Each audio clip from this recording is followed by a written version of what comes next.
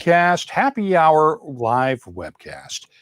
I'm Mark Gillespie in the WhiskyCast studio in New Jersey, and we've made it through another week of the pandemic and working from home and homeschooling the kids, and hopefully you've been staying home and staying safe and trying to help flatten that curve. Hopefully you're doing well health-wise, and we are going to try to take your minds off of things for the next hour or so. We have a bunch of folks on the show today. We will be joined in a few minutes by Dave Worthington and Sam Simmons from Adam Brand's Master of Malt, and doing the podcast that they do, the Uncorked Whisky Sessions podcast. We'll also be joined in a few minutes by Billy Abbott, the blogger in-house for the Whiskey Exchange. But first of all, I want to bring in Becky Paskin, because Becky has been doing some fun stuff here, and we've got everybody here. Just a split second here. Hey guys, just our guests lined up waiting to come in, and give me just a split second here. We have to pull some guys out. We also have Scott Brunow from the Scotch Test Dummies, and we've juggled the feeds. Now Becky's joined us, and is your cat on your lap still, or did you put Isla down? No, she's gone now, thankfully. She hasn't left me alone all day. I think she's getting too used to having me around the house. Well, let's talk first of all about the event that you have put together that you sort of hinted at 3 weeks ago when you were on the show, the OurWhisky Whisky Festival. What? It's been 3 weeks since I was last on your show, Mark. My goodness, this is going on, isn't it? Do you know, it seems like, I don't know about you, but every day is just blurring into one. Crazy. But yes, we're finally here. So I hinted at it on your show all that time ago, and now we're finally, I announced it this week, the OurWhisky Virtual Whisky Festival has finally been launched. So this was an idea that I came up with right at the very start of when everything sort of came around. And Georgie Bell, who co-founded OurWhisky with me, we had a discussion about what we could be doing to sort of help people and also bring people together. And we decided that, you know, what everybody's missing, what we love about the whiskey industry is getting together at a whiskey festival. And this was at the time when Whiskey Live in London was just about to come up. And we thought it was just such a shame that everybody can't really be there to see each other and to share a dram together. So I thought, well, what better way is there than to try and do that online somehow? So using the OurWhisky platform, which is something I co-founded with Georgie a couple of years ago, it's really designed to try and dispel the myths that whiskey drinkers are all, sorry, Mark, white, male, maybe a little bit older, usually with a beard, which you don't have. No offense taken. So we launched OurWhisky with that aim, and so we're using that as the platform. So OurWhisky is transitioning into a new phase, which we've also announced as well. So OurWhisky.com is now a thing that's now live, and that will over time become. So I'm building that at the moment into a educational platform. So if you want to learn more about whiskey, if you're just a little bit curious and you're not sure, you can go to OurWhisky.com, and there should be all the tools and information you need to navigate the category. But in the meantime, we decided to launch a festival. So the Virtual Whisky Festival is a way to taste a bunch of new whiskies, things you may never have tried before. Maybe you have tried some before, but you'll be tasting them along with the whiskey makers, so the people who've actually made that whiskey themselves. And they'll be streaming in live from their own living rooms, a little bit like we're doing now, to talk us through all the different whiskies that they've made. So it'll be running from the 30th of April through to the 21st of May. So there's 4 sessions over consecutive Thursdays, lasting for about an hour and a half in the evenings at 6 o'clock in the evening in the UK. We're not really announcing what the whiskies are. Some people love the idea, some people aren't so sure. But the reason behind that is we just wanted people to just get involved and to try things and to not come into it with any preconceptions about whether they'll like the whiskies, whether they won't, whether they're interested or not. Just come in, and there's Ida, she's bugging me already. Just come in and enjoy some whiskey with the people that made it. Ask some questions. I'll be comparing the whole thing, so I'll be putting your questions to all the whiskey makers as well, and keeping them in line, because there are some big names confirmed. There are some really big names, and some of them can get a bit rowdy sometimes. So, so they need a firm hand, someone to keep them in check. But the whiskies are also fantastic too. So there's some really, really good drams lined up. Actually, Mark, just before I came on, I just double checked how the ticket sales were doing. We've actually, the first session is now sold out completely, but there are still tickets for the other 3 sessions. So they'll be running on the 7th of May, the 14th and the 21st. And this all goes to benefit the Drinks Trust, right? Yeah, so, yeah, absolutely. So most importantly, you know, I think everybody's been affected by what's going on in different ways. And all the conversations I have with different people is, you know, everyone's worried about their own circumstances, but we have to bear in mind there are other people out there who are maybe less well off than we are. Maybe they're in a really difficult situation, you know, maybe they're stuck at home with their wife and children. So you know, there's full sorry for these people. I'm joking, of course. So all of the profits from the OurWhisky Festival are going to be donated to the Drinks Trust, which is a charity in the UK to set up people who are working within the drinks industry and who have fallen on hard times, and that they have a fund to help people who've been affected by the coronavirus. And as we know, pubs and restaurants and bars all over the world have been closing down, some of them probably shutting for good, and all of their staff needing help as well. So all of the proceeds from, also all the profits from the festival will be going towards the Drinks Trust to help those people just sort of navigate this time. Let's point out that if you're watching at home, you can add your comments in the chat windows or the feedback areas on whichever platform you're watching, and we'll see them here. And we will put a few of those comments up right now. Pogues 1977, Mark, thanks for making this happen. Ashley Penny, another great happy hour from Ireland. Klaus Bilbelman, good evening from Austria. And Lori at the Whiskey Chat podcast, evening, great lineup, Mark. Greg from France, hi from France, coming here from yet another live with Scott Adamson and Andrew Ferguson. Scott is from Tomatin, Andrew Ferguson from the Kensington Wine Shop in Calgary, both friends of the show. And Becky, where can people find out more about this festival and get the details on it? And then we'll bring the guys back into the discussion here. Absolutely. So if you want to take part or you're thinking about it, head to OurWhisky.com. So it's OUR, as in all of our whiskey. All the information about the festival is there. You can find the links to go and buy tickets. They're all on Eventbrite. Buy a ticket for yourself. It's only £30. You get sent a pack of 5 whiskies, and then you just get sent a link to come and join in for the live tasting. Even if you live outside of the UK, because unfortunately we can't ship any of the whiskey tasting packs outside of the UK, then you can still follow along, because all of the tastings will be live streamed on YouTube, Facebook and Twitter, and also on OurWhisky.com as well. So please follow along. But if you are able to, please buy a tasting pack, tasting whiskies with the whiskey makers themselves. It's going to be a really fun experience, really fun festival, and I can't wait to kick it off. Really, it's going to be brilliant. And you answered one of the questions that just came up on the screen from David in Philadelphia, who wanted to know if you could ship samples to the U.S. for this. And as you've cleared up, obviously you can't. And I wish I could. I wish I could. There's been so many questions from people in the US and Europe, and just unfortunately at the moment, everybody's experiencing logistical issues with, getting anything even delivered is taking so much longer than usual. I just wouldn't want to disappoint anybody overseas by trying to send them a tasting pack and it just getting stuck in the post. So unfortunately that's not possible, but I really wish it was. But that said, you can follow along online, and obviously if any of the whiskies take your fancy, then all of them are available to purchase. So please follow along anyway. It'd be great to have everyone there. And we have a comment from James Clapsaddle. Really appreciate what Becky brings to the whiskey business. Thanks. And Greg in Paris, we'll check it out, Becky, even if I can't get the samples. David Howlett says, happy Saturday morning from New Zealand. It's about 18 hours ahead of us. So, yeah, it's Saturday morning in New Zealand.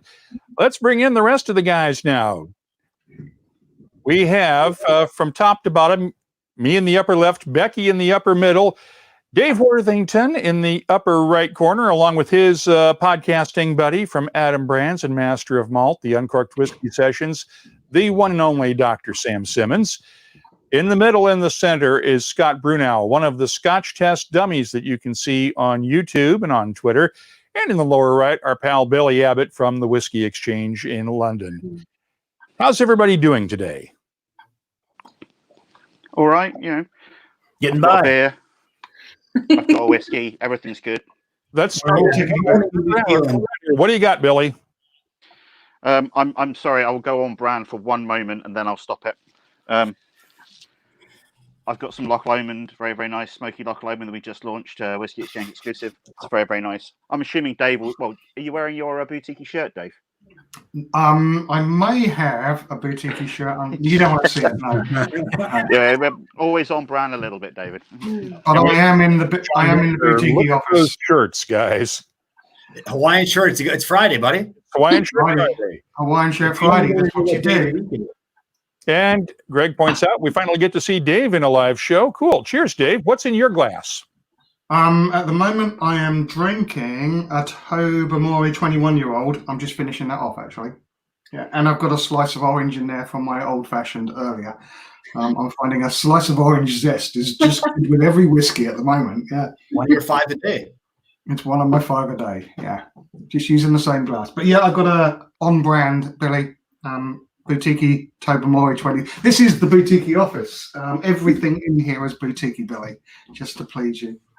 So you're not at home. You're actually at the office?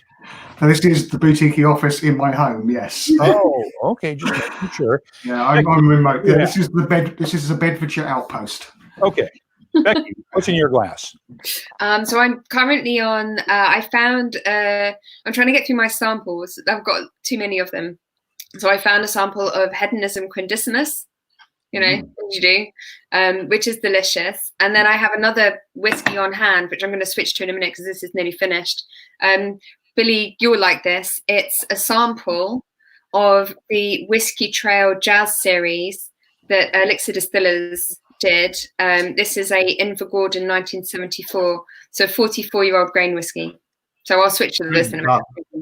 Just something I found lying around. I tried to get a sample of that and they wouldn't let me have any, despite the fact they're like in a room near my desk. But never mind. I wish Scott, what's in your glass? Yeah. I poured, since I was coming on Mark Gillespie's show, I figured I better start with at least some Irish, and I started Redbreast 15. So I've really started to appreciate whiskeys or Irish whiskeys more just over the last year. My wife didn't like whiskey, and I was sitting around. I'd always be drinking, certain Scotch, bourbon, whiskey for the show. And I'd always have her, I'd be like, here, taste this and see what you think. And I always got the pea shiver out of her that she'd crinkle her nose. And one night I gave her Redbreast Lustau, and she said, that's not too bad.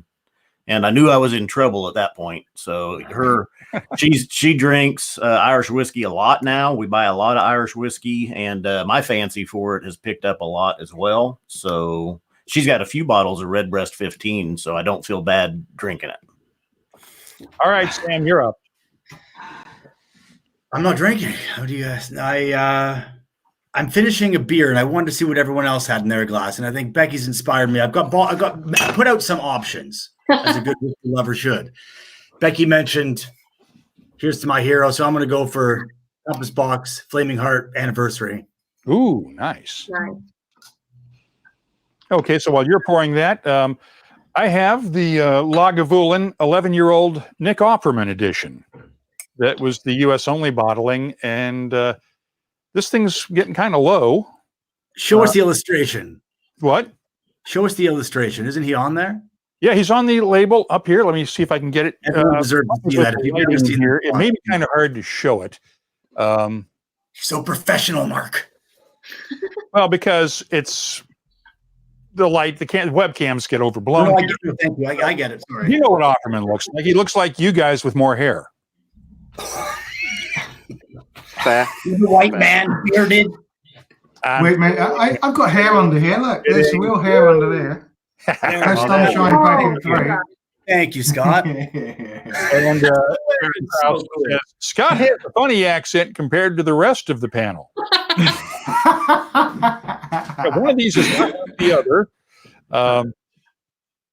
John Minter goes, oh, burn. Sorry about that, guys. That was mean. Greg, happy to also see Billy, as I'm a big fan of the Elixir Distillers brands. And Sam, we can answer a question for you because Greg wants to know if you're still working for William Grant's. He enjoyed a video of you with David Stewart trying one of the 50-year-olds, which was nice. And we know you're not working for them. You left Grant's a couple of years ago, and you're working with Adam Brands now. So tell us what you're doing. Well, as Becky says, time's been going really slowly. So even today, I was giving a spiel on whiskey, and I said Balvenie by accident. So it's definitely still in the blood. But no, about 2 years ago, I started with Adam Brands as the head of whiskey there to continue drinking Billy's whiskeys and John Glazer's. That's okay. You got to keep up with the competition and see what they're up to. I'm leaving that to you, Sam, to tee that up. And okay, so we have a question that sort of teased earlier in the emails announcing this, and I'd love to know. And by the way, Greg says he's sorry he asked about Sam's employment, but what is your fantasy whiskey, the bucket list whiskey that you've never been able to try? And we'll go around the room here, and let's start with Scott. What's your fantasy whiskey that you've never been able to get your hands on?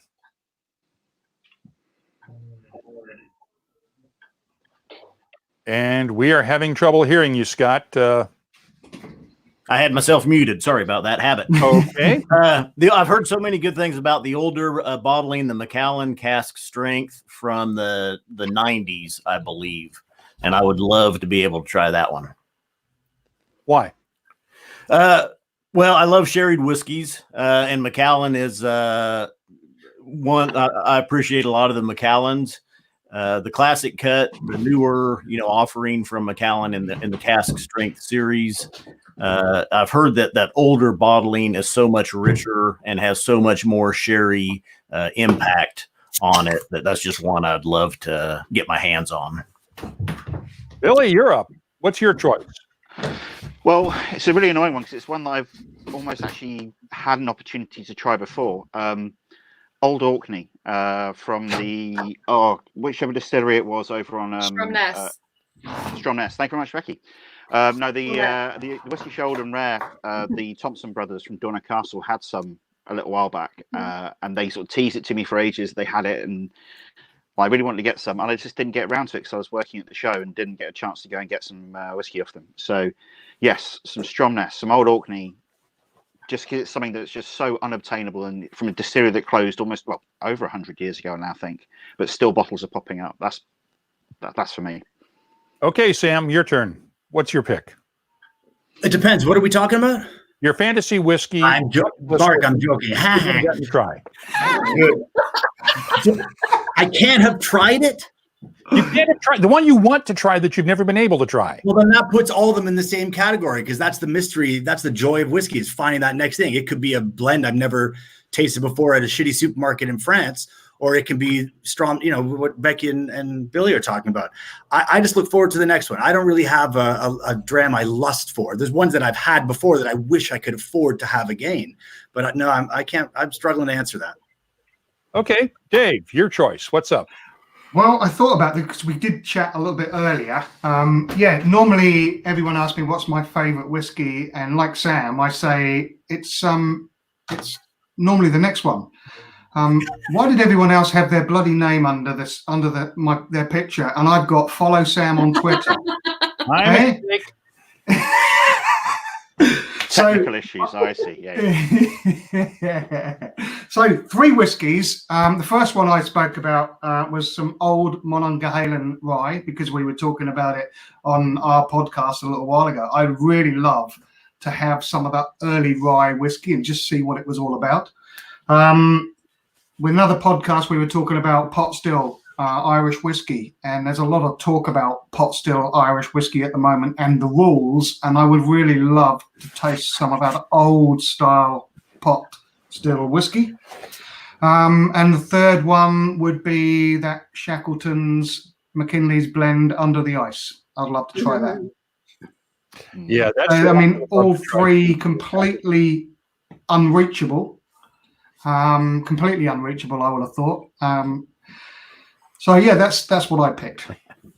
Becky has been joined by Isla the cat. And so what is your pick, Becky, is your bucket list whiskey that you'd like to try?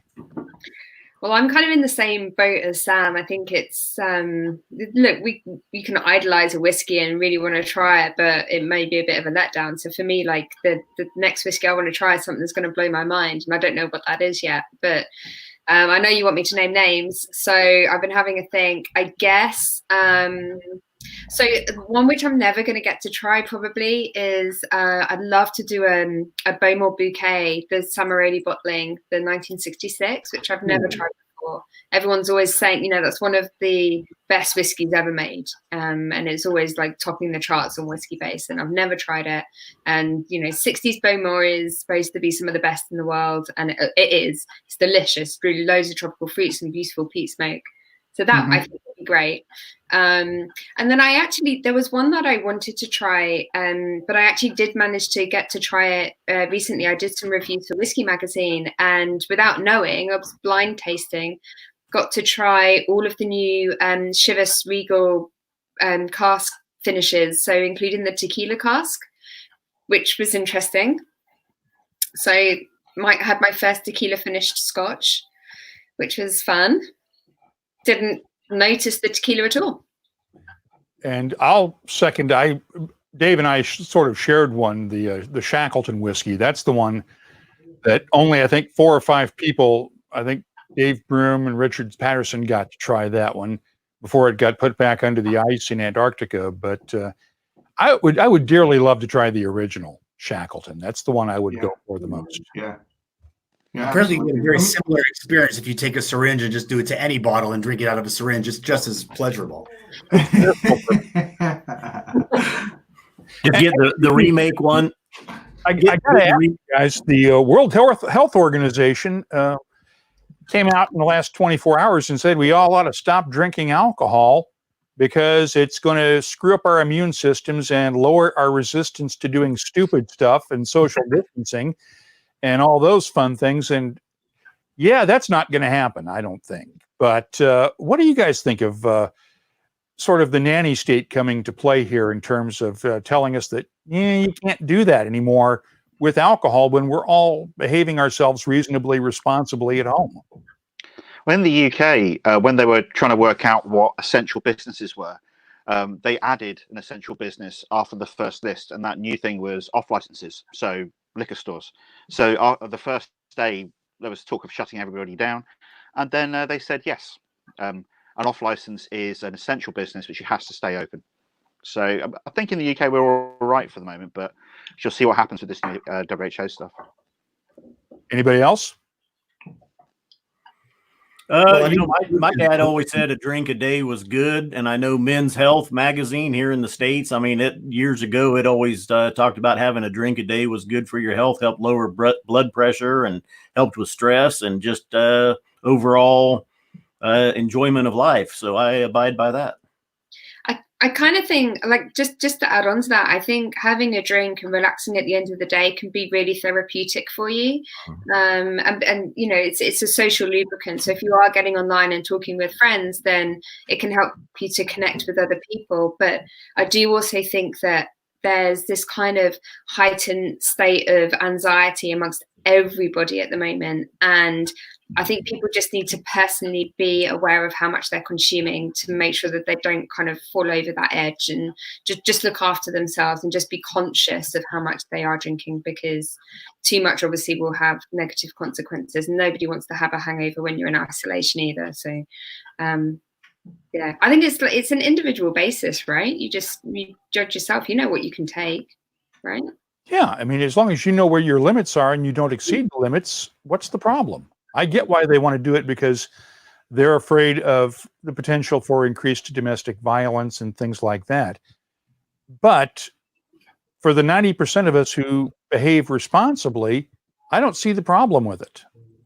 I hope that ratio is correct, but that's exactly why the WHO would recommend something like that. I think people like us, people who enjoy whiskey, people who enjoy fine beer and fine drinks and conviviality that it brings, will find a way to get together with other people in a responsible way. If you are someone who needs a drink, and if you're someone who needs a drink to go do stupid shit, as you said, then yeah, you probably that is probably an issue. But alcohol has been bringing people together for thousands of years, and it will continue to do so in new ways as we continue this crisis. John Minter makes a good point. The Pope said it is the real holy water. You guys heard about this week. The documentary that a bunch of Scottish seminarians were in Rome last year, and there's video of them giving the Pope a bottle of Oban Scotch and him saying in Latin the equivalent of, yes, the real holy water. And the Vatican press office made them cut it out of the documentary before it aired. So, I mean, hey, if the Pope says it's okay. Well, I'm not even going to touch that. No, sorry. We all say I don't think he said it was Oban. Okay. Charles Epperson points out it's not a problem if you keep at least 60% alcohol in your blood system.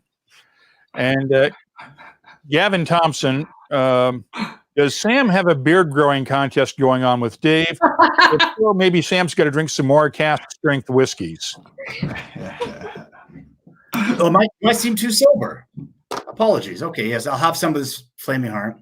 And as Shai Gilboa in Israel points out, Billy won that contest years ago. That's why he cut it. Yeah, amen. That's so. The main reason I actually trimmed my beard was I was in Japan earlier this year, and I lived almost entirely on ramen. And if you have a long beard, trying to eat noodles with a bit, as Dave will tell you, it was half beard, half noodles. I came back, trimmed it down. This is now becoming lockdown beardy again. It's getting a bit scary. This grey patch here is where the noodles have been. And I use a bone marrow. With global warming these days, those Shackleton bottles might be floating away soon for grabs. But they didn't leave them there, did they? Pardon? They didn't leave them there. Oh, yeah. They put them back underneath because of the treaties regarding taking artifacts off of Antarctica. Oh, did they? I didn't realize that. Yeah, they reburied them back at the camp. They reburied them under the ice after basically Richard Patterson flew on what was then Vijay Mallya's private jet, which has since been repoed, I think. Took that to Glasgow and then extracted the samples with the syringe. They did the testing on them, recreated the blend, but then the bottles had to go back by private jet to Christchurch in New Zealand, be taken back down to Antarctica and reburied under the ice to keep everybody, that all the countries that signed on to the Antarctic Heritage Treaty happy. So they're back under the ice now for the person who could find them. I am told there is security around the island, though, to keep people from getting to those huts. Now, let's move on. Let's see, we have some questions here. As Tor Peter Christensen up, I believe in Norway, points out, what a waste. And Bob Wenting, our buddy from Maltstock, points out that it's going to be hard to organize a festival with these rules. And these rules on social distancing. I was in a discussion last night online with one of the folks that is serving on their country's COVID-19 task force for the entire government. And the guidance that they're giving people is that they don't see large events taking place through the rest of this year anywhere. And I'm wondering what this is going to mean for whiskey festivals going forward. And we had that same question right now from Bob. What are we going to do if we can't all get together at Maltstock or the Whiskey Show later this year or any one of a number of other shows? What are we going to do if we can't get together physically for a dram? Come to my festival. Trying to point is difficult, but there, yeah, Becky's one. So, we're all trying to work out ways of doing it. But Becky's got her. Wait a second. We can only do one at a time here. So let's start with Billy, since Becky got to talk about her festival. Billy, bearded white guys first. But no, I was just about to say, Dave and Sam and Becky and me and the Whiskey Exchange, we're all doing stuff online. Everybody's putting out there doing virtual tastings, things like that. It's not the same, obviously, but we're using the technology, using what we're doing at the moment to try and sort of bring some of that back in again. We've got our cognac show in a few weeks' time. We're doing that all online with lots of seminars and things. We've got tastings every week for the next 2 months. So there's loads of people doing this sort of thing. It may not be quite as big as a big show, but there's, you can't necessarily sit next to a bunch of drunk people at Maltstock, but you can get as close to that as you possibly can. Becky, go ahead. What do you think we're going to do in terms of festival? Your virtual festival? Well, it's pretty much what Billy said. I think there are so many different initiatives that are happening at the moment, and everybody's becoming so creative and trying to find ways around it. Social distancing in terms of like huge get-togethers may continue for quite a long time, and it's that big question mark no one really knows about, but we're doing this right now. Like Mark, you've connected us from, you've got people in the States and all over the UK. We're now talking online, sharing whiskies together. This is one way of people uniting over whiskies, and there are things that what Billy is doing, what Dave is doing, what the Master of Malt guys are doing, the OurWhisky Festival as well. I think so long as we have the logistics in place to try and get samples out to people, we can continue doing this. It'll be on smaller scales, obviously. There's a whiskey festival in Australia where they're shipping out like all the whiskies you would have got at a festival to ticket holders, which sounds like I don't know how many whiskies you get for the ticket price, but that seems like a huge undertaking. But they're getting 10 ml samples, so they're only getting tiny little bits. How many are there? Like, how many whiskies do you get? Maybe 80 or so. But that's what you'd get in a show, wouldn't it? 10 ml samples generally in a festival is what you're walking around getting 10 ml tasters. So yeah, that's you 80 is an awful lot. I've never done 80 in a fest. Is that the future of whiskey festivals? 80 1 CL samples? Oh God, I couldn't do that. And 5 hours in front of your screen, like tasting whiskey and talking with you. A bit much. Slowly. That's not really the thing we're gonna miss. Oh my goodness! I mean, I would have stopped your sentence earlier then, Mark. Ask your question again. Well, let me point out, Scott had to go take a phone call, so he has stepped away from his webcam for a minute.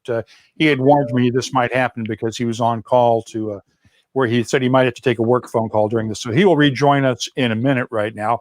But there is a good point here that Urban DR, I'm assuming that's Irvinder or Irvin Doctor, if no festivals, how about changing global distribution laws so it's easier for people around the globe to virtually taste the same dram? Brilliant. Absolutely brilliant. Yeah. Brilliant. Never going to happen. Global shipping is such a nightmare anyway. It's just, take the example of the US alone. You guys can't ship things across state lines. Us shipping to the US is easier from the UK to bits of the US than it is from the US to the US. And then you get to Europe, then you got the Far East, and you look in Africa. It's just absolute nightmare to ship stuff around. So yeah, that'd be lovely. And Chris Ratcliffe also points out here, just a split second here, what will the lockdown do for both press launches at distilleries and for independent bottlers looking for new casks or parcels? And you guys represent the whole crowd here on all of this, and Sam's rubbing his head. Well, what else am I going to rub? It's beautifully smooth. It's so calming. I am rubbing my head because we're missing the bigger questions in both these, Mark. You're asking, what are we going to do if we can't get together? What are we going to do if we can't get together? Yeah. Period. What are we going to do? Press trips? I mean, we're talking about flying around the world still. That's the have launches. We're not going to have launch tastings. You're going to be sending out individual samples and hoping that we get them. Well, that's already that's already happening. There's a launch happening of a new whiskey coming up. And so normally that kind of thing would have a press launch, especially like in London. Journalists would get together, we'd taste the whiskey, probably with whoever's made it, maybe with the PR team or brand ambassador. We take notes and we go away and we write about it. But what they're doing now instead is they've sent out the press release and all the information and said, okay, so can you join us for one of 4 tasting sessions where you'll be running through it with the same people, but it will just be online. So instead of being a big group of people of 20, 30 journalists in one room. It's smaller groups of like 5 to 10, I guess. And it's just been broken. Like, I think everything's just going to move into a smaller, more manageable format and just done digitally for now. And we don't. I'm going to shoot myself in the foot saying this as a journalist, but I don't think we necessarily need to be like together in London talking about it there in a room to necessarily taste the whiskey, understand what it is, ask the questions. We can sit in our living rooms and do it. So in terms of that still happening, I don't see why it should stop. The only issue really is, and I guess that's why Sam was rubbing his beautiful shiny head there, is the logistics of actually getting that bottle out, of actually launching it is tricky, and actually trying to get whiskey lovers out there to try whiskies, liquid on lips. We had another comment from Shy. Dave and Sam, is Boutique already planning a wacko Corona themed label for a wacky dram? I'm not sure you guys want to go there on that one. It's the kind of thing Boutique might do, but maybe in 12 years. Yeah, I think that's too much pain still. Yeah, it's going to be too soon for a long time on that one. But that makes it funny. No, it doesn't. Not at the moment. What is the joke about humor equals tragedy plus time? Something like that? Yes, yeah. So I think we need like 12 years, like a good Scotch, good Speyside Scotch whiskey. We need 12 years, and then the labels are going to be coming out of Dave's butt. And we have a smart ass on the line, Crumpler. Is this stream titled Snow White and the Old Grey Drunks? Yeah. I'll take it. Yeah, it fits. I am showing some grey these days. So yeah, I totally get it. I'm not. I can Communicator of the Year. Thanks for your opinion and insights. And as our pal Andy Watts pointed out from South Africa, and I'm trying to pull up his quote, our world of whiskey as we knew it will not return quickly. And I think he's got a great point. And just to bring that up, Andy will be joining us on our Wednesday WhiskyCast webcast this coming Wednesday at 5 p.m. He'll be one of our guests joining us from South Africa. And he's making some good stuff. I want to give you guys a chance to take a deep breath right now. Scott has rejoined us, but I want to bring in Kim Haasarud, and let's bring her in now. Hi, Kim. How are you today? Good. I'm so sorry. I kept trying to call in, but my signal was very poor. All I heard was robot crackling sounds. Not a problem. Kim is with the US Bartenders Guild Foundation and has been working extensively with the Bartender Emergency Assistance Program. And as we're pulling everybody out of the shot here, and I want to get you in here now, Kim. Let's talk about what you guys have been doing to help the hospitality community, the bartenders and the bar staff, and the folks that are out of work now because of this, with all the bars and restaurants shut down in the U.S. Give us an update. Okay. From the last time we talked a couple of weeks ago for WhiskyCast. Yeah, we've continued to get donations, and we continue to roll in applications.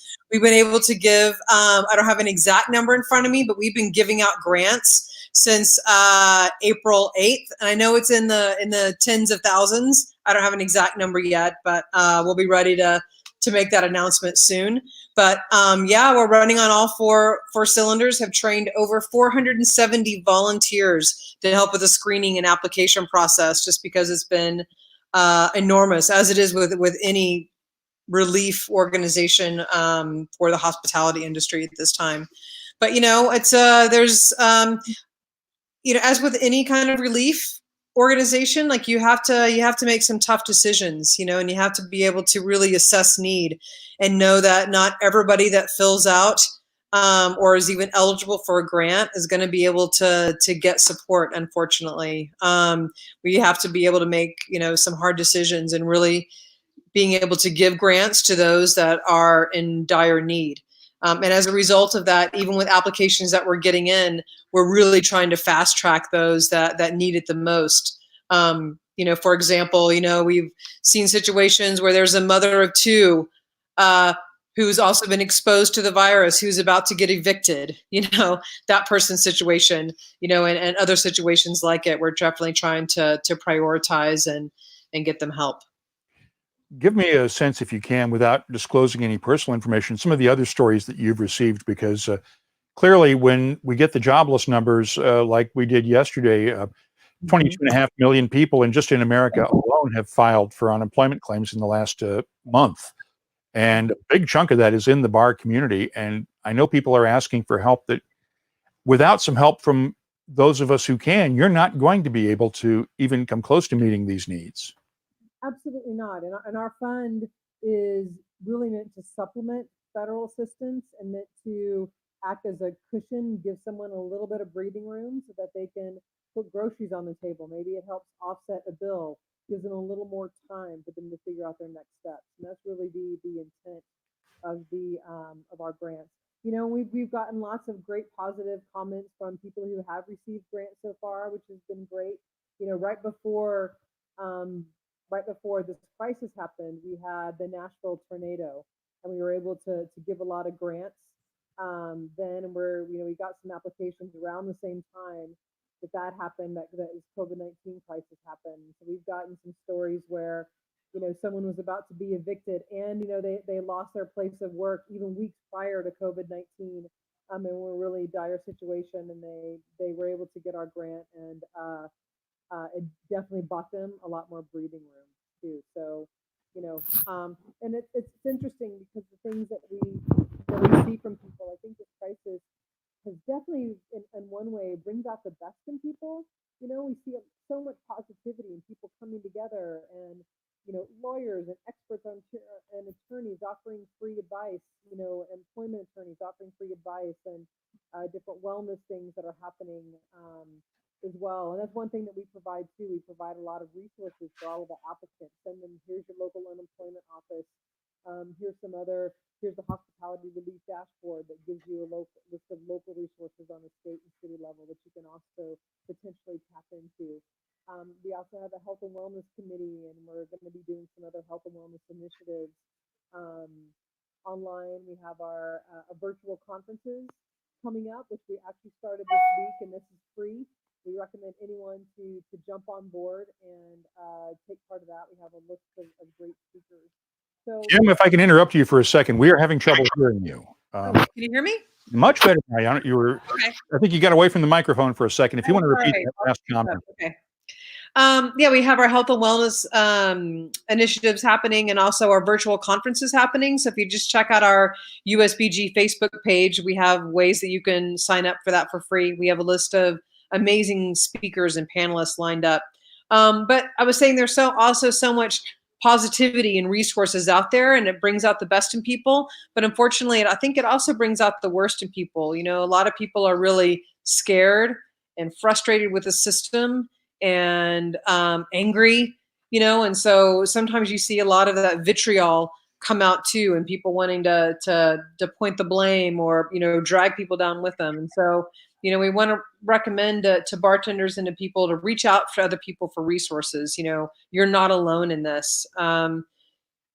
We have, you know, within our USBG communities, they're on a community level going to start doing virtual check-ins with people to check in with each other and keep everybody engaged, which I think is really important. Well, you guys are doing an outstanding job, and we want to try to support you in any way that we can. Yeah. I will tell you that just sort of jokingly, I made this offer a few weeks ago, and I'll bring the other folks in as we get room for everybody here. But I said that if anybody would donate $25 to the Bartender Emergency Assistance Program and send me a copy of the receipt with all the credit card numbers blanked out, that I would be glad to record a custom voicemail greeting for them. And we've had people that have taken us up on it. We had one company or one guy that arranged for between what he donated and his company matching it for a $1,500 donation. Nice. We've Wow. had a few hundred other dollars come in, and I'm going to share with you, just because Wade Minter is a longtime listener of ours, and just to put all this in context, Wade is the public address announcer for the Carolina Hurricanes hockey team in Raleigh. So I had to do a hockey themed one for Wade. And we're going to actually let you listen to this now. And the reason I'm doing it is because Wade posted it on YouTube with my blessing. So I want you guys to hear this, and I think everybody, all the rest of our panelists can hear this offline right now, but here you go.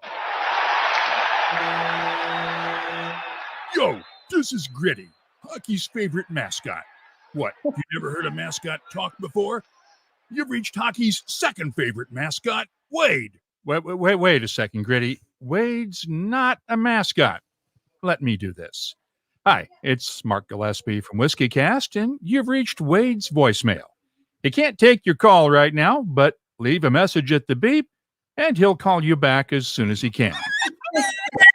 No, Gritty, leave Hamilton alone. Bad Gritty. Anyway, here comes the beep.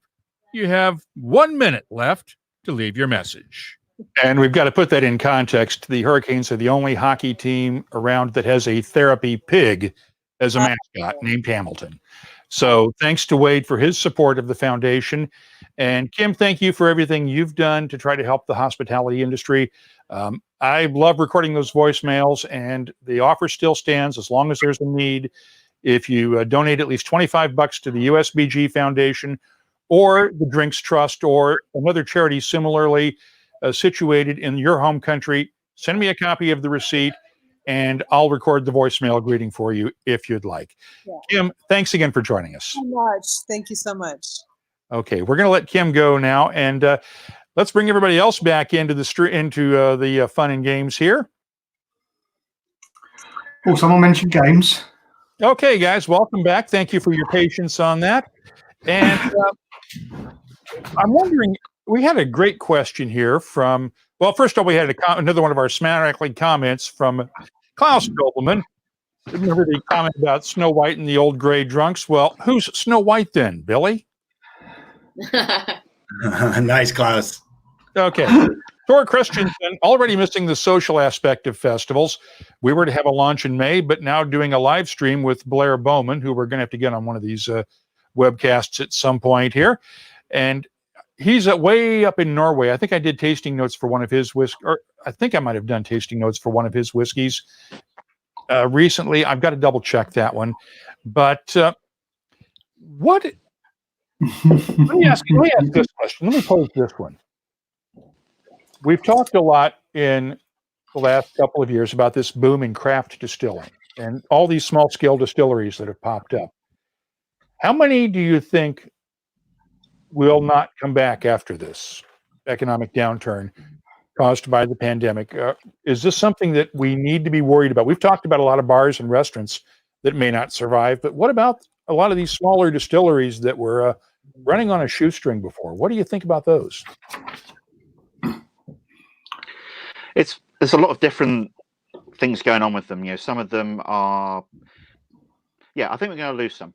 There are folks who are trying to do interesting things, who are trying to keep on going in different ways, but it's difficult at the moment to have production when you can't have people standing near each other.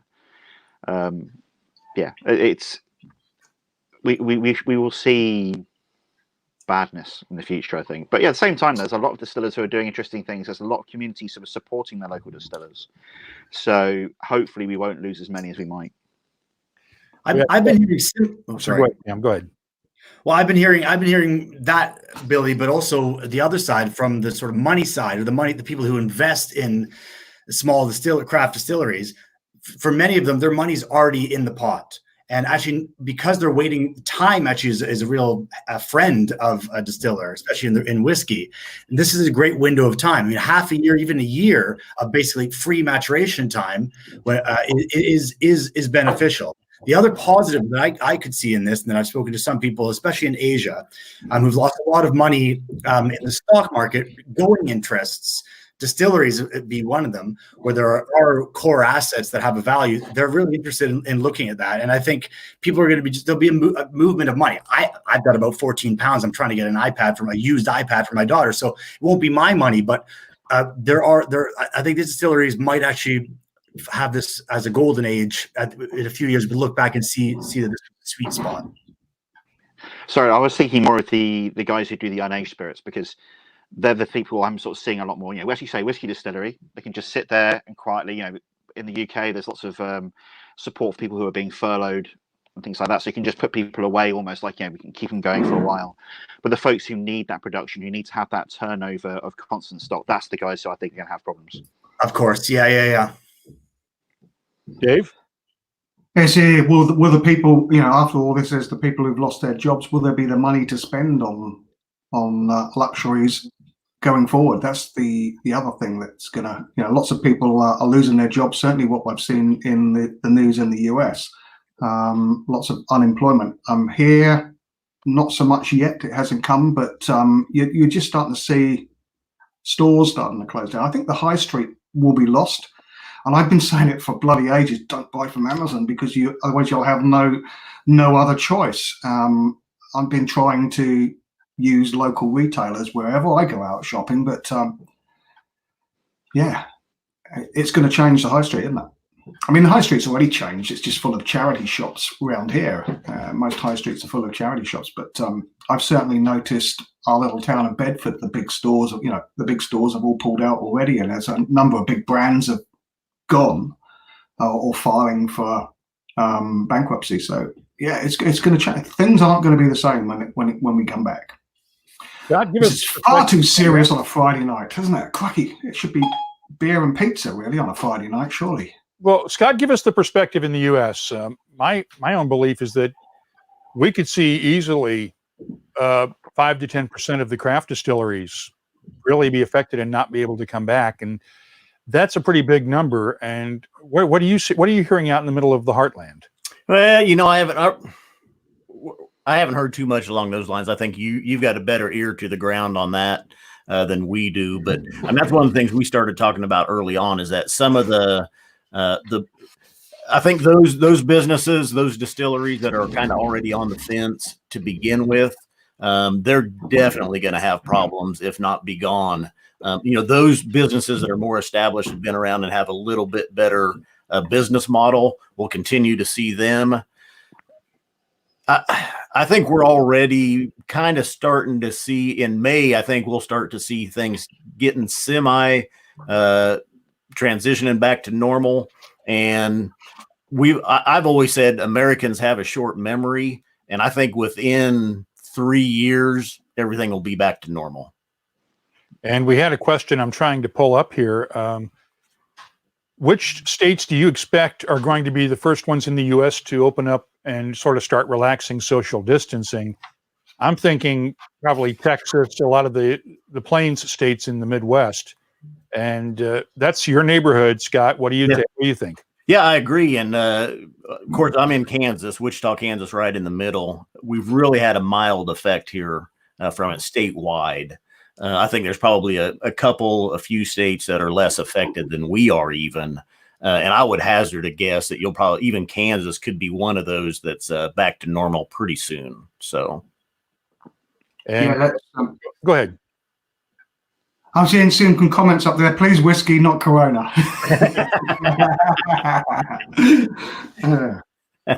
And let me bring in another question here. From Ishai Kleiman, will the secondary market be affected, auctions mainly, by the sum of shipping restrictions added to the latest 25% to U.S. collectors? Billy, you guys have an auction house. Tell me about it. What do you think? I don't do much work with them, but as far as I can tell, any of these extra tariffs on sending stuff to the US is just hitting people buying stuff in the US. At the same time, though, it's not on everything, and so the extra bits and pieces, the extra money is being charged on top, is changing the habits of consumers, so that they are now buying the things they can get for cheaper from overseas. So it's a single malt is affected, but blended malt isn't, and so it's now a better thing to grab because it doesn't cost as much to ship it around. But I suspect on the secondary market, just if things cost more, people will not spend so much money, which means that people who aren't affected by those things will win in auctions, because that's just the nature of an auction. Yeah. And as Scotchology points out, the enthusiasts will always be enthusiastic. It's the larger pool of occasional buyers who might decide to opt out for a while. Chris Ratcliffe points out collector car prices are slipping in the UK, and I wonder if the collector whiskey bubble will follow too. Any thoughts? It's the use of the word bubble is a difficult one. I wrote about this ages ago. I used to work in the finance world. Although it's a computer program, I did know finance. I have no idea about finance at all. As was pointed out when I wrote about bubbles, all my finance mates jumped in and said, "You don't understand what you're talking about. There isn't a whiskey bubble because nobody outside of whiskey cares." And this is the thing, within the whiskey world, we very much sort of like see this thing that we talk about, the whiskey bubble, and how it's not that widespread. It's not the whole of the world. So there won't be necessarily any bursting, I don't think. But things might flatten. Things are already flattening. It's just the market will do as the market does. If I could say something real quick, of course, Sure. It's been about 6.5 years ago when Bart and I started doing reviews on YouTube. And at first we were just doing Scotch, and we were doing reviews for about a year or so. And you said, we were like, we're in the States. There's all this bourbon around us. It's cheaper than Scotch. Why don't we start reviewing that as well? And so we did. Well, now bourbon is just as much, if not more, than the Scotch is on the shelf here. Yeah, crazy. Yeah. And we even have, because of all the allocated bottles, all those highly sought after bottles, even we have a hard time even sourcing those if we can at a reasonable price. So it's tough. And then It's spreading outside of whiskey as well. It's into rum and other categories as well. Sorry, Mark, I talked over you. Chris Ratcliffe points out, if the craft distilleries are becoming distressed, could this be the start of a new wave of consolidation? Bigger chains growing or craft collectives starting? My take was on craft collectives. I'm surprised it hasn't started already, with a bunch of the smaller craft distillers banding together. Dave is holding something up to the camera that none of us can read. He's Oh, saying no, hi I'm just to people talking and commenting, Mark. I'm just sorry, I didn't want to butt in there. Sorry, I was just trying to talk to the people that are leaving comments on the side. Hi, Frank. Oh, Right with a thicker pen, Dave. Thicker pen. Dave, I know Thicker pen, yeah. Yeah. I've got a thicker pen down here. I'm ready to go. No, my take on that is I'm surprised a bunch of the craft guys haven't already started forming cooperatives to buy grain, buy glass, buy their yeast, and buy their supplies to try to get some of the economies of scale that the big boys have. Oh, because they're all using heritage organic varieties. So and they're only Single field, They one can't tiny farmer. I actually have there was the discussion about craft distilleries closing. I actually think the smaller distilleries might be okay. They can continue to operate at the moment. So you've got to remember, like, a lot of distilleries can operate with just 1 or 2 people. And so they can practice social distancing because you have one person on the brewing and one person on the distillery, and that's all you need, really. The problem comes when you have all the new spirit, which needs to go into the cask and then needs to go to the bottling, once it's matured, needs to be disgorged out the cask and then put to the bottling hall. That involves people, that involves manpower. So there's a bottleneck there. And it's the bigger producers, the ones who have huge bottling halls or send it away to get bottled by a third party, that are going to have issues because those places have shut down. The majority, at least in Scotland, of bottling halls have closed.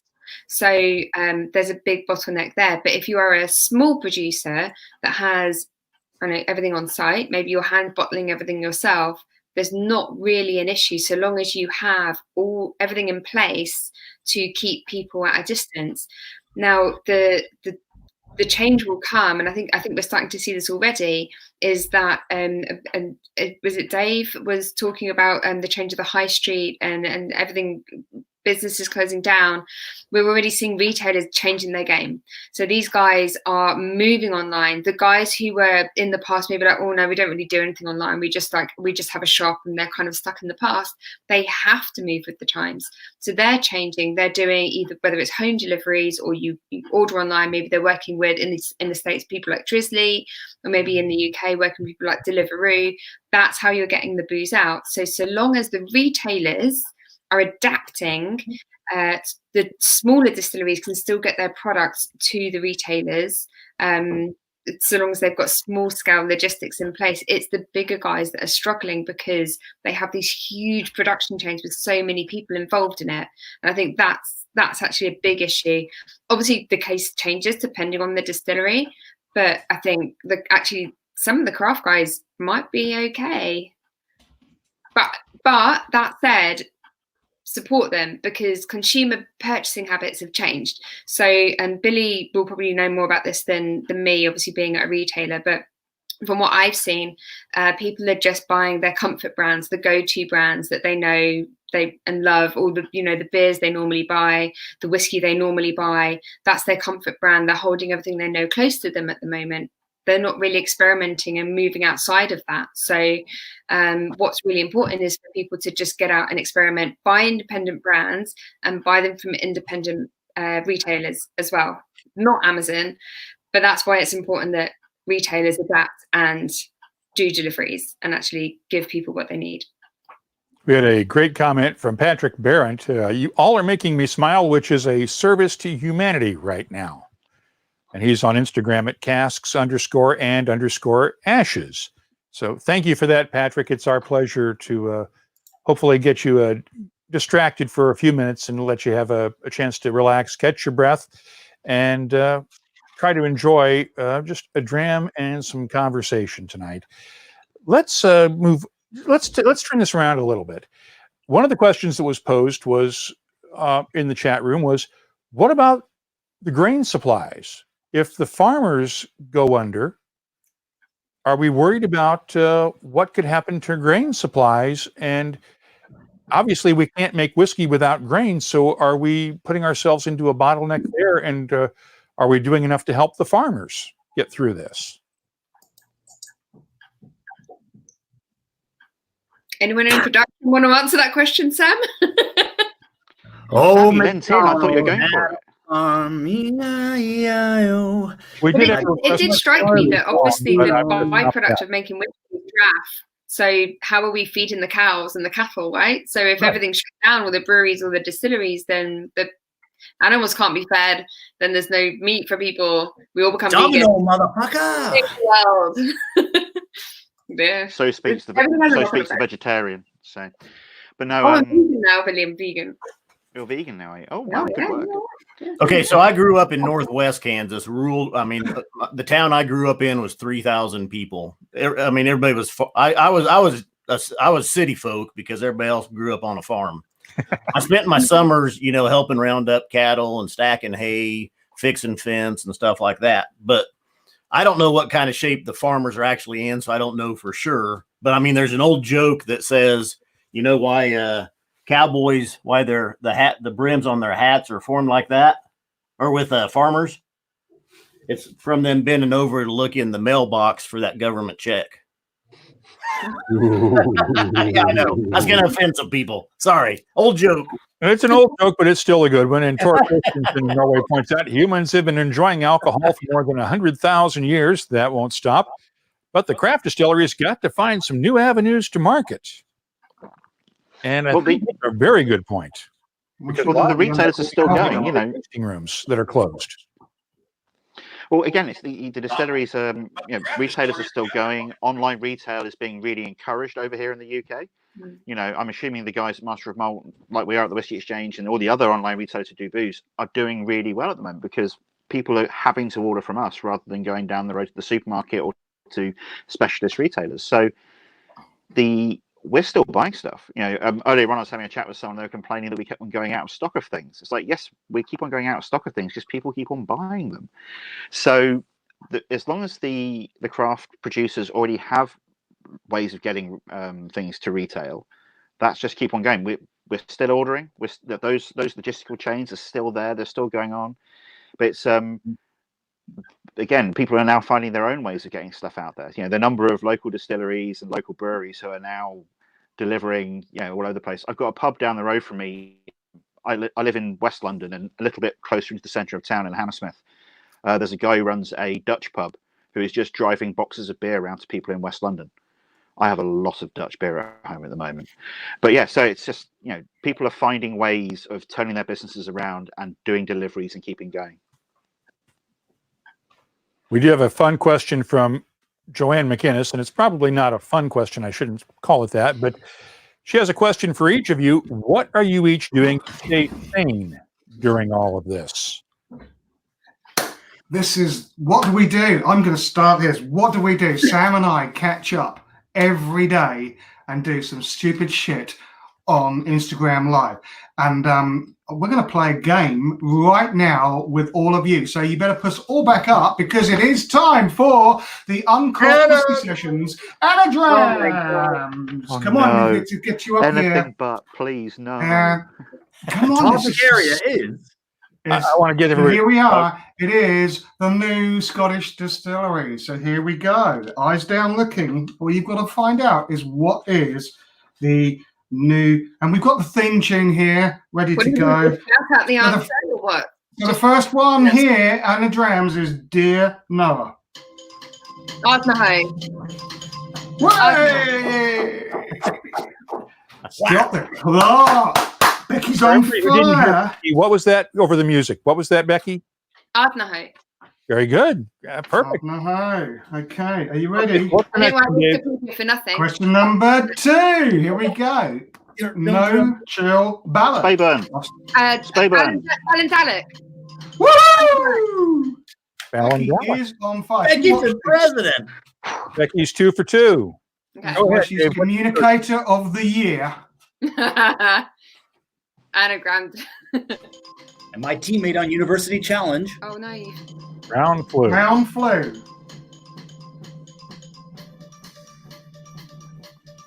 Are they all Scottish? Wolfburn. Sorry, it is indeed. Wolfburn. So, yes, there are 30 new Scottish distilleries in this book. I only count the new distilleries once a year, and there were 30. So I pulled 10 out. So that's what we're playing tonight. Next one is... Make it stop. Yeah. You get the idea. Owl's Gag. Spayburn. Glasgow. He's got it. Wow, well done.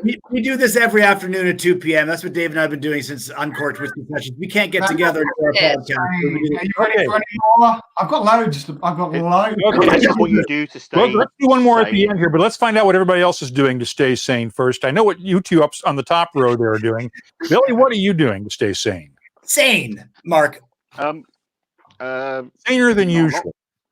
I'm playing a lot of computer games. That's it, really. Yeah. So I'm basically just not really changing anything. I just don't go to my office anymore. I walk a little bit closer. I only live 10 minutes away from work, so not a lot's changed really. Sorry, hold on a sec. What kind of games, Billy? Like the ones where you kill people? I'm playing Assassin's Creed Odyssey quite a lot at the moment. I'm doing a lot of assassinations. Many assassinations. All right. I knew you were a murderer. Well, go to the territory. It's fine. You know, I'm used to it. Okay, and Crumplers, Scott, you're next. And he says Scott's sanity is returning by having to social distance from Bart. Yes, it's nice and quiet. But what are you doing seriously to keep your wits about you? You know, my routine hasn't changed up too much other than working from home during the day. My whiskey events, doing things like this has picked up. A lot of people have everybody in the whiskey business, or not everybody, but a lot of people are now working from home and have resorted to YouTube, Instagram, different video platforms to try to just get something out, talk whiskey, you know, spread the word and stuff like that. So Mark has adapted quick. He's doing these live streams marvelously. Sam, Becky and Dave are both pointing at Sam. We're like the naughty Who ordered the whiskey cast? Who ordered the whiskey cast? I got one whiskey cast. Hot soup.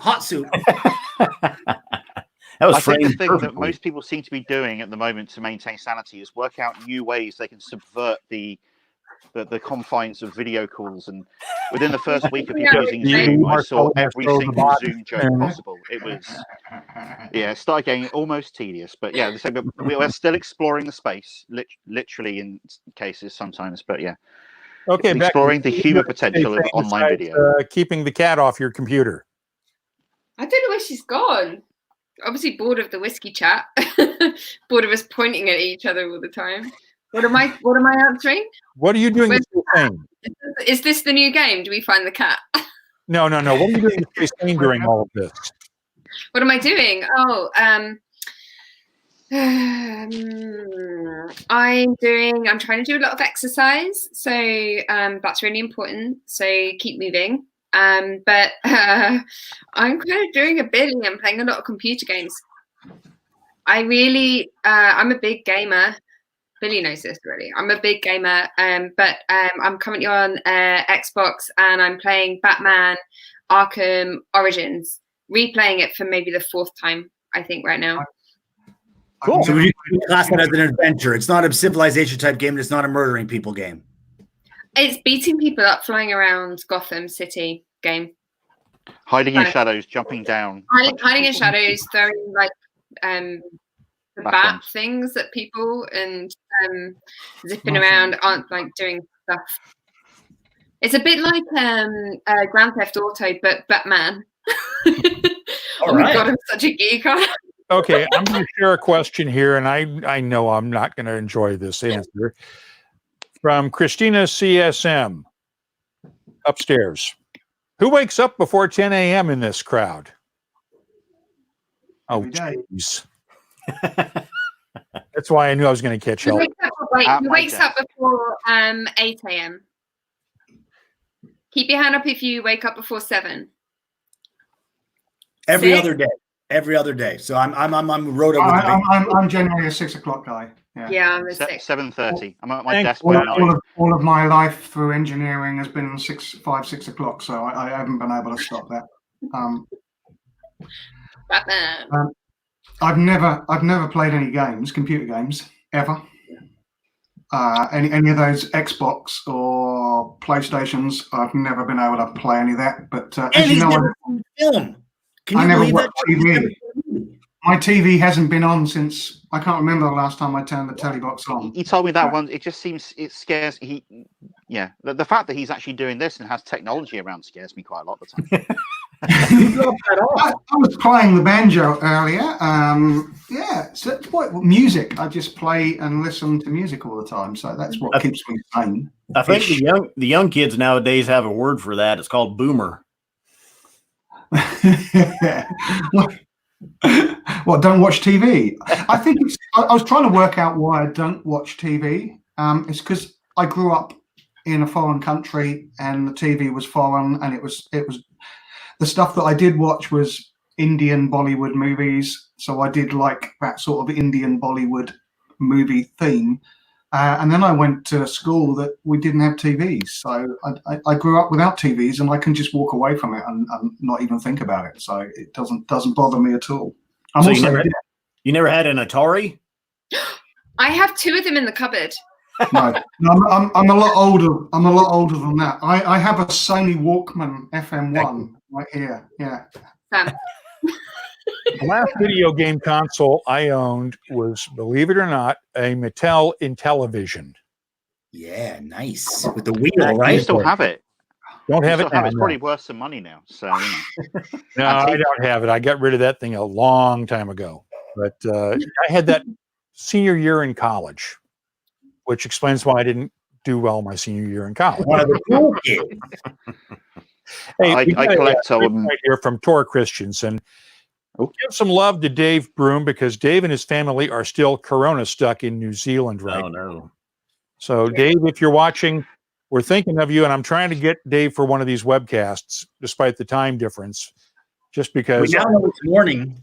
Yeah, I know. It's 17, 18 hours ahead. So it's 6 o'clock there, 6 a.m. So it'd be about 4 or 5 o'clock p.m. there. So we should be able to get him on one of these, I would hope.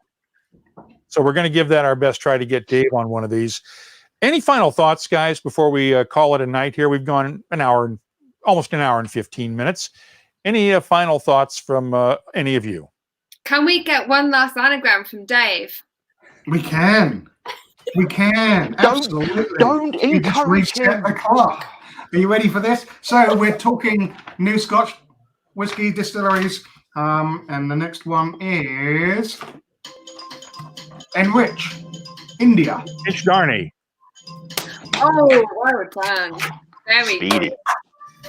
So professional. This is my favorite one. This is my favorite one. It is our show. Wait a second. Let Billy finish pouring his dram first so we can see. Oh no, what we've sorry, been it's all right. I'm going to shout Spayburn anyway. It's fine. What we've been challenged to do is wear a different hat every day. All right, I'm going to pour another dram as well. So why not? So I've got big question mark 25-year-old single malt from Oh, that's a Isla. good one. So, I'd like to point out, Sam. Is that the local barley? This is the 10-year-old from last year, I think. It's very, very nice. This is Nice. this is my desk dram. It's the end of the whiskey, so almost. Is that the 10-year-old local barley one, or is that the regular 10-year-old? It's the 10-year-old local barley. It's a Okay. marvelous whiskey. So. Yeah, very good. Yeah. I think Sam can drink enough for all 6 of us. I don't know if you guys saw that or not. Well, it helps the jet lag. I'm in Kansas tonight, so 2 fingers. Normally say 2 fingers, but vertical. But Yeah, 2 fingers like this. Yes. yes, right. Big yeah, hands, very big hands. I hear. Yeah. So the challenge we've had on our afternoon tea session is that we always have to wear a different hat every day. And I love hats. I know Billy loves hats, and so Sam and I have been wearing different hats, and I've run out of hats at the moment. So I've started turning, just like a man can wear boxer shorts four times in a row, backwards, forwards, inside out. So I'm starting to wear hats twisting around now. But so here's the next one here. Let me get the clock ready to go. And here it is. Errant hats. Come on, guys.